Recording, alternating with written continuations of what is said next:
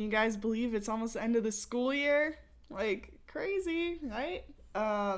So this unit has been about Africa so far, and the other kind of part of the unit is dealing with like development and economics. So if you haven't noticed, so all of our units, so we're looking at the different continents, but at the same time, we're adding in other things. Like for our North American continent, we talked about culture as well. For South America, we added in natural disasters. With our Asia unit, we added in religion, right? And in Africa, we're looking at economics and stages in development. And we'll hit some of the demographics stuff as well because that plays into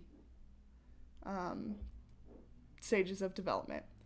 So first, we're going to look at some different terms that you need to know to understand levels of development. So the first is our crude birth rate, which is the total number of live births in a year for every 1,000 people.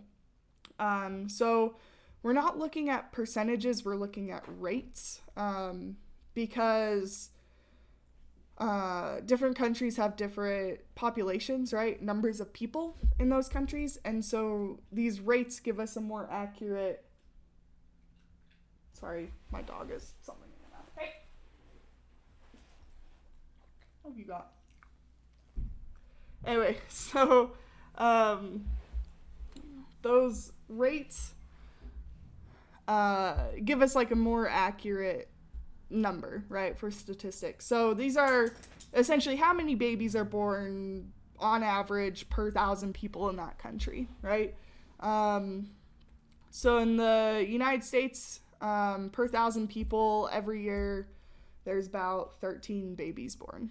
In Niger, or if your friend's Niger, it's 46 babies. And in Monaco, which is super tiny and super like wealthy, they only have like 6 babies every year per 1,000 people. So, already right off the bat from these numbers, we can tell that there's something going on, right? Why does Monaco have so few babies, right? Why does US have 13, like comparatively, right? So we're starting to think about these things. On the opposite end, right, of life, so we have birth and then we have death. So our crude death rate is the total number of deaths in a year for every 1,000 people. So in the United States, there's 8.39 deaths per 1,000 people, so about 8 deaths per 1,000 people. In South Africa, there's 17, and in Qatar, there's 1.5, right? So 1 or 2 every year. So, if we look back, so like 13 babies are being born, 8 people are dying in the US on average, right? That's gonna play into our natural increase rate. So it's like what percentage is the population growing in a year, right? So we're looking at the birth rate and the death rate and figuring out that percentage. If the percentage is negative, it's negative growth. If it's positive growth, right? So normally I'd have you guys do a little activity, right? If you want, you can comment on the YouTube below if you want. But do you think the United States is growing or shrinking, and why?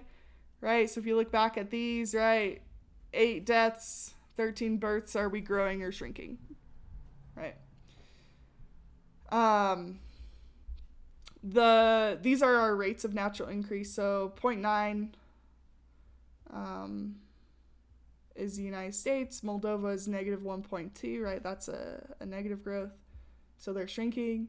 And then Libya is 4.85. So they're growing pretty rapidly compared to us. The infant mortality rate, this one's actually really sad. This is annual number of deaths in infants under 1 year old divided by the total live births. So we look at children, right, 1 year old or less, so babies essentially, and number of deaths divided by total live births. So United States, right, 5.9, Afghanistan, 119, Monaco, 1. Total fertility rate is the average number of children a woman will have throughout her childbearing years. So if we look at a country and we take all the women who are between 15 and 49 years old, and take a look at like how many kids they have and average it all out, right? That's our total fertility rate. So in the United States, on average, a woman will have 2 children, right? And I mean, that's an average, right? So some women are not having kids, some women are having, more kids. Like my brother-in-law, I think they have like 15 kids. I think they're on their 16th, I think. I don't know. They have a lot of kids, right? And other people don't have kids. So, yeah. On average, in the United States, the number's 2. Niger is 7. Singapore, it's 0.79. So, really low. Life expectancy at birth. So, this one's interesting because you can look at it by like year and say like, okay, so this is the average number of years a newborn can expect to live at current mortality rates. So if you were born in 2005, right, you can look and be like, okay, well, what was the life expectancy for a baby in 2005? And it'll give you on average with current rates, like how long on average, you'd be expected to live. The United States is 78 years. For males, it's 76. For females, it's 81. Monaco is 89, which is crazy for an average. But no, Monaco has a lower population in general as well. Chad is 49. Chad's in Africa. Gross domestic product. So this is GDP. This is the total value of goods and services produced in a country in a year divided by... Well, GDP per capita would be divided by the total population. GNP is our gross national product. This is the total value of a nation's output of goods and services, including the output of domestic firms in foreign countries and excluding the domestic output of foreign firms. So let me explain. So gross national product is for all the American companies. So, like the Ford Motor Company, right? So even if there is a Ford factory in China, right, GNP would count that, right, because it's an American company. Other companies like, I believe Subaru is Japanese, or Mitsubishi is Japanese. So like they're headquartered in Japan and stuff like that, so they would not count towards our GNP. Right? So it's only counting the American companies and all the money that the American companies make. GDP is for everything that is made or sold in the United States. Okay? So it doesn't matter if it's a foreign company, whatever, if it's inside the United States, it counts. But the KFC that's in the Czech Republic doesn't count for GDP. The KFC in the Czech Republic counts for GNP, though. So, if you're confused about that, there's lots of really great YouTube videos out there. And really, I'm not asking that you know any more than what I have typed out on these slides. But GNP, all American companies, GDP, everything made in America. Okay? So your assignment today is going to be the country comparison. I'm going to come back to this. But what you're going to be doing is you're going to research 2 countries in Africa and compare their demographics, and then make a guess as to what level of development that they are. Our levels of development are less developed countries, developing countries, and most developed countries. Less developed countries, usually their economies are based in agriculture. So most of the money in their GDP is going to be from things like farming or ranching, like stuff with animals or food, right? Lower levels of education are usually present in less developed countries, lower levels of healthcare, and lower levels of economic prosperity. So you're going to see more poverty, less education, and like worse access to things like hospitals. In less developed countries, you'll also see higher percentages of poverty. In developing countries, this is like our middle, right? A developing country is a country with a less developed industrial base. So meaning in these developing countries, usually we see a lot of like factories. They're not a lot of like engineers or like designers of things so much. It's mostly like production, right? So lots of factories, less farming, but there's still farming.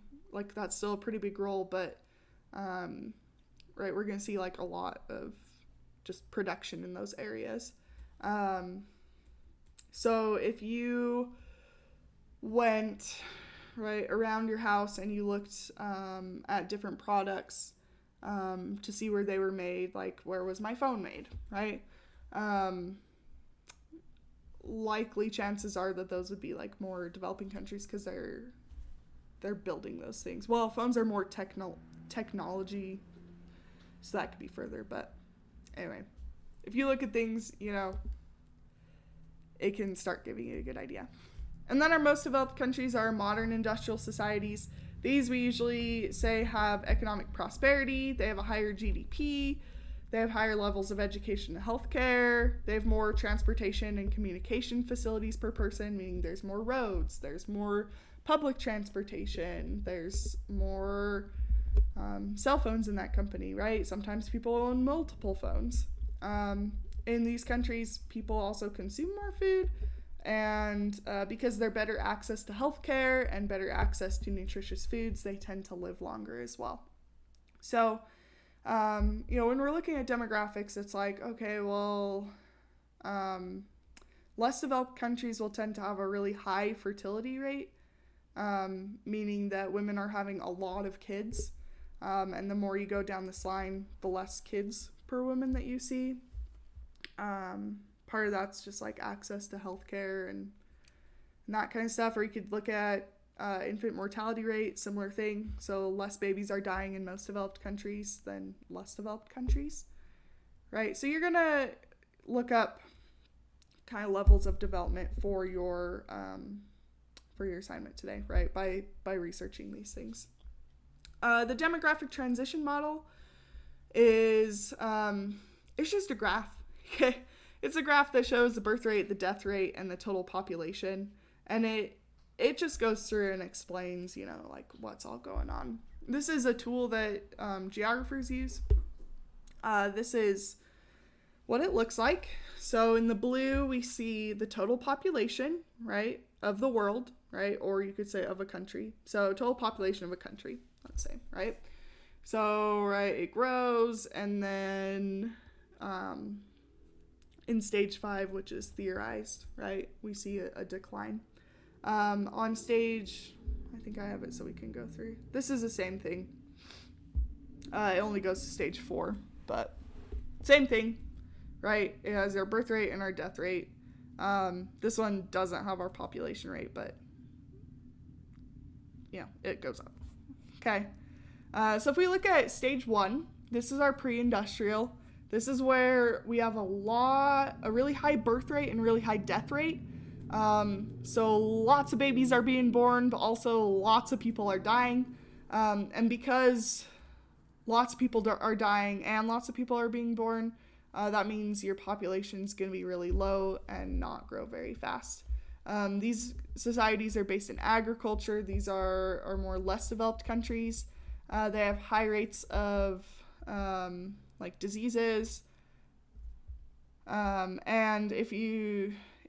population, you know, can be impacted heavily by things like famine and disease. Stage 2, this is our early industrial. This would be our developing nations. So these have high birth rates, but our death rates start to decline. So birth rates are still pretty high, but less people are dying. which is going to mean that your population is going to grow a lot, right? Because lots of babies are being born, but not a lot of people are dying. Okay. What we can look, so countries like the United States, which would be a most developed country, this stage 2, happened in the early 1800s. In least developed countries, we'll start to see this after the 1950s. We start to see it more and more.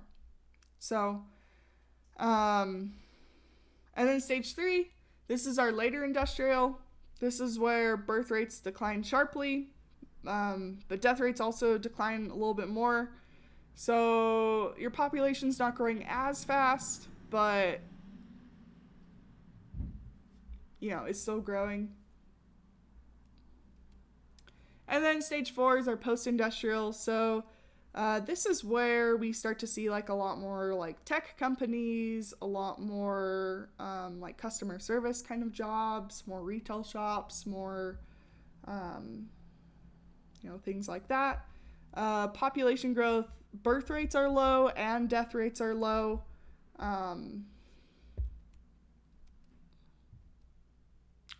If you guys remember when we looked at population pyramids, we can also look at like this with population pyramids. So if the population pyramid was like really, really sharp, steep, curvy, that's like stage 1, stage 2, right, is where it starts to be more stable, like a pyramid. And stage 3, even more, straight up and down. And stage 4, sometimes gets all crazy because of things like baby booms, but even more just up and down.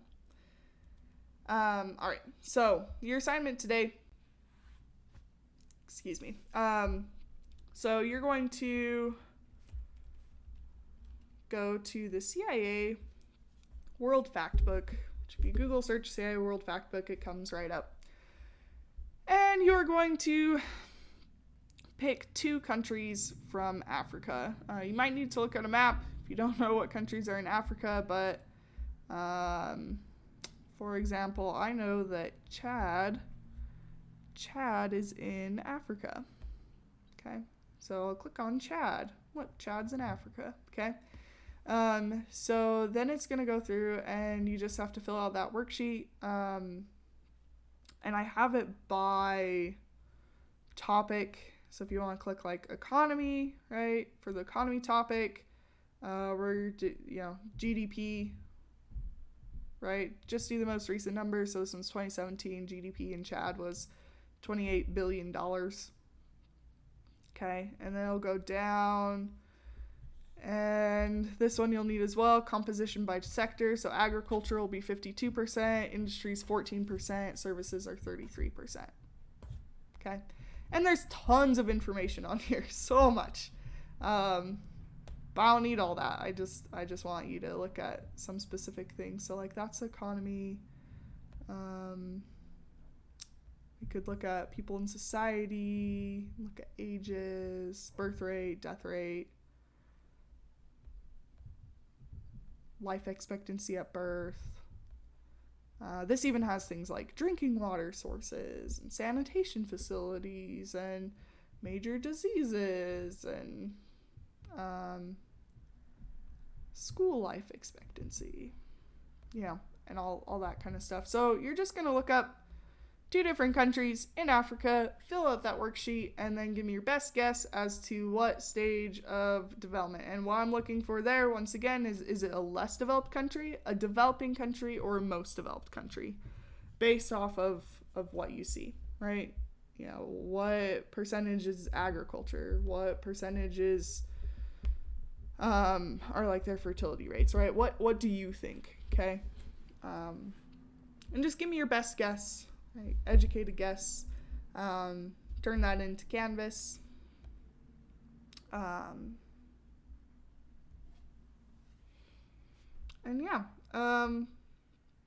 you guys are doing great. I know it's been super stressful with everything, but we're nearing the end. You can do it. I'm not giving out any assignments after May 15th. I'll probably put out another extra credit opportunity after that, but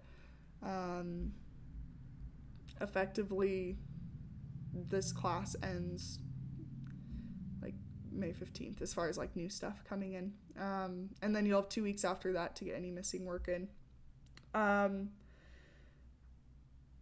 As another note, so I have decided to kind of get rid of my late work policy. So I know a lot of you have been struggling. Some of you reach out to me, some of you haven't. But, you know, this has been hard for all of us.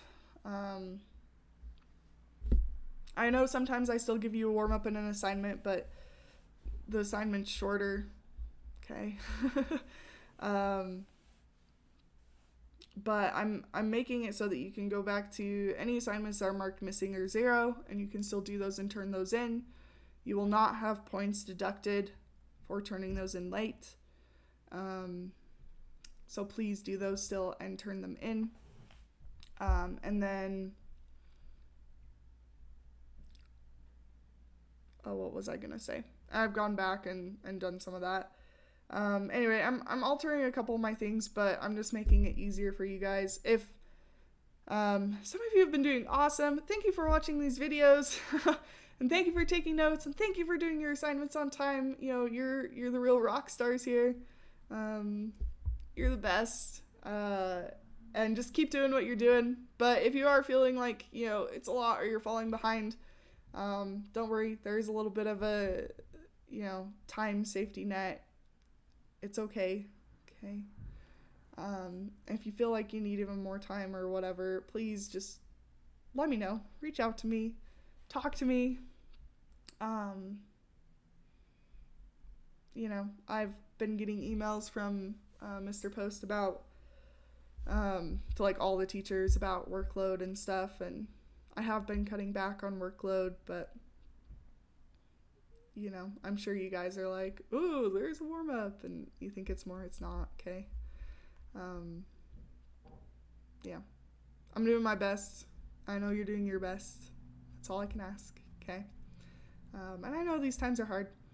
And I feel like I'm just rambling on now, so I'll probably just get off. But just know I'm here for you.